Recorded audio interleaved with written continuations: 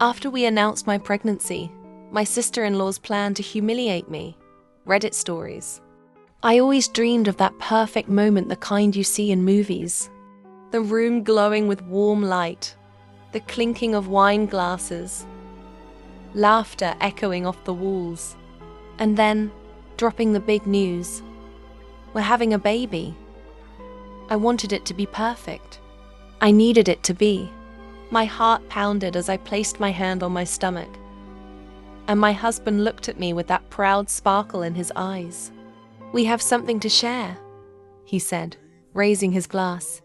Everyone leaned in, curiosity written across their faces. I smiled, almost trembling. "We're pregnant," I whispered, barely loud enough, but the room exploded. Cheers, gasps, my mom crying into a napkin, my dad clapping my husband on the back. It felt like a fairy tale. For those few seconds, I believed this moment would stay untouched forever. But then, I saw her, Megan, my husband's sister, sitting in the corner, lips curled in a forced smile, barely clapping. Her champagne glass was untouched. Her eyes weren't wide with joy like everyone else's. They were sharp, watching, calculating. And suddenly, I felt something twist in my chest. Like a warning bell I didn't understand yet. Megan had always been polite, friendly, even but distant, cold in ways she could easily mask. But this was different. Her smile didn't reach her eyes, not even close. She walked up to me after the dinner, hugged me gently, and whispered, "Congrats. I guess things will be really different now." Her voice was syrupy sweet, but I caught the bitterness underneath. I should have known then, this wasn't joy. It was a threat. That night, as I lay in bed, her words echoed in my head. The way she looked at me, the chill in her tone. I didn't know it yet, but Megan had already decided my pregnancy would not be my happy story. It would be the start of her cruelest game. The next morning, my phone buzzed. It was a message from Megan. No, congrats again, or how are you feeling? Just a link. No explanation, just that. I hesitated, staring at it, a pit forming in my stomach. Curiosity won. I tapped it, and instantly regretted it. It was a video, an old one, from years ago. Me, drunk at a college party, dancing like an idiot, slurring my words, barely standing. Someone had clearly recorded it without me knowing. I felt my heart sink. My hands were shaking. Why would she send me this? I wanted to believe it was some kind of mistake. Maybe she meant to send it to someone else. But then another message came through. Just a reminder, not everyone forgets the past. My chest tightened. My cheeks burned. What was she trying to say? I showed it to my husband, and he laughed it off. "Babe, that was forever ago. Who cares?" But I couldn't shake it. Megan wanted me to see that. She wanted to remind me that she had dirt. And now that I was carrying the next generation of this family, she planned to use it. She didn't have to say it. I could feel it in her silence. This wasn't about a video. This was about power. About control. She'd waited for the right moment, and now that I was glowing with happiness, she wanted to dim that light. Slowly, publicly. And the worst part, she knew exactly where to hit. I had worked so hard to bury my past, to grow, to build a life I could be proud of.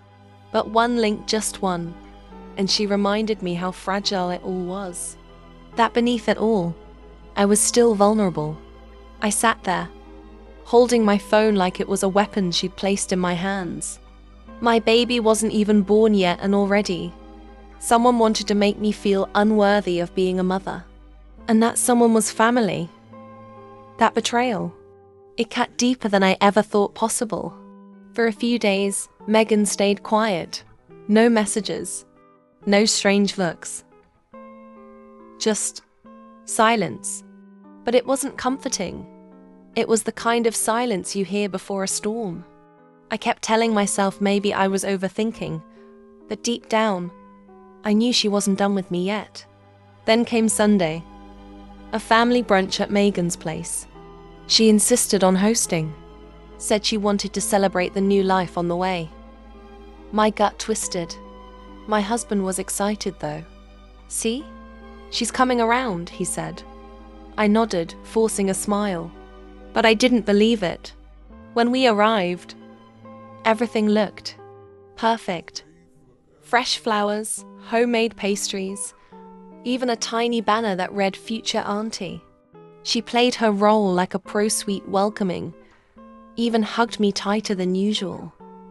But I could feel it in my bones. This was a setup. At one point, Megan stood up, holding her phone, grinning like a cat who'd just caught a bird. "I have something hilarious to show you all," she said, tapping her screen. My heart dropped.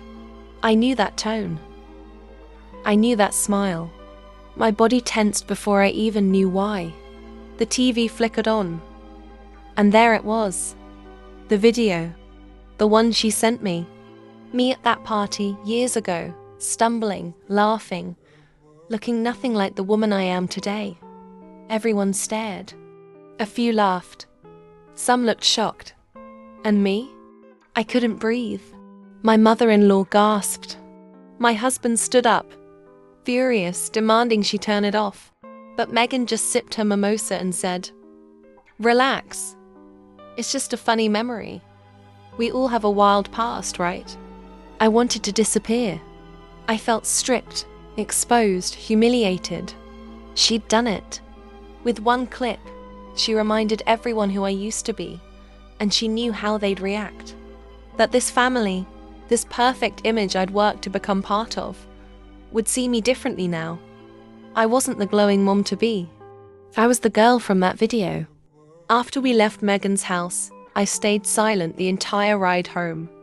My husband kept glancing at me, guilt and fury swirling in his eyes. "She crossed a line," he said. "I'll talk to her." But I didn't want her spoken to. I wanted her to stop. And I knew she wouldn't. That night, I cried in the shower. Not just because of the video, but because I felt so helpless. I was carrying a life, building a future, and now it felt like Megan was slowly cracking it apart. And the worst part? She was doing it with a smile.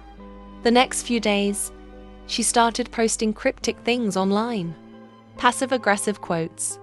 Photos of her crazy college nights with captions like, "Some of us never change." Her followers, many of whom were my husband's family and friends, started commenting. One aunt wrote, "Some people just play dress up until real life catches up." Another said, "Glad you stayed classy, Meg." I knew what they were doing.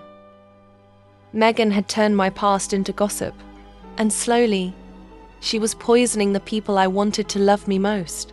I tried to confront her, called her, asked if we could talk. She agreed. We met at a quiet cafe. She wore sunglasses, didn't even take them off. I told her what she did was cruel, that I didn't deserve it. Her response? A shrug and a sip of her iced latte. "You think you can walk in, get pregnant, and steal everything," she said, calm, almost amused. "This family used to be mine. Now it's all about you." Her voice didn't rise. It didn't have to. Every word was a stab. "You're not as perfect as you pretend to be." And in that moment, I realized this wasn't about the video. Or me, really. This was about her jealousy, her fear of being forgotten. Her resentment that the spotlight had shifted, and she had no intention of giving it back without a fight. Something inside me snapped after that conversation. I went home, stared at myself in the mirror-red eyes, exhausted face, my hand resting on my belly. And I whispered, "No more. This wasn't just about me anymore." I had someone to protect now. And I would. I started by gathering everything. Screenshots of her posts, the messages, the video link, every piece of her game. I wasn't sure what I'd do with it yet, but I knew I needed to be ready. Because Megan wasn't just trying to humiliate me, she wanted to erase me. Then, I did something bold. I invited the whole family over. A casual dinner at our place, Megan included. My husband raised a brow, but I just said, "It's time I take back control." I could feel my heart pounding as I set the table. But this time, I wasn't afraid. Everyone showed up smiling, chatting, passing dishes. Megan arrived last, looking smug in a designer dress, like she was already rehearsing her next scene. I welcomed her with a warm smile. I think that's what threw her off. She didn't see the storm coming. After dinner, I stood up. My hands trembled, but my voice didn't. "There's something I want to share," I said. I played a short clip, nothing embarrassing.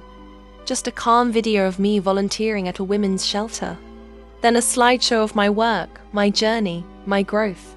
"I've made mistakes," I said, "but I've also rebuilt myself. I won't let my past define me or allow anyone else to weaponize it." Silence filled the room. And then I looked straight at Megan. Her smile faltered. She knew I wasn't playing her game anymore. "I'm not perfect," I continued, "but I'm proud of who I've become, and I won't be shamed for surviving what I had to go through." My husband took my hand. My mother-in-law nodded, eyes wet. Megan? She sat frozen, lips tight, fury hiding behind her stillness. After that night, things changed. Not overnight, but steadily. The whispers faded. The judgmental look softened. And the family, they started to really see me. Not just as a girl from an old video, but as a woman who chose growth over shame. A mother. Megan, though, she distanced herself. No more brunches. No more group chats. My husband said she was processing, but I knew better. She couldn't stand that her plan didn't break me, that I turned her cruelty into my strength. I didn't need revenge. I had peace. One evening, she showed up at our door, unannounced. Her eyes went sharp like before. They were tired, quiet. "I didn't think they'd take your side," she muttered. I said nothing, just let the silence stretch. "I was scared," she added. "You replaced me." And in that moment, I finally saw the truth. All her hate, it wasn't really about me. It was about her own loneliness, her own pain. But that didn't excuse what she did. I looked at her and simply said, "You didn't have to destroy me to be seen. You just had to be honest." She left without another word.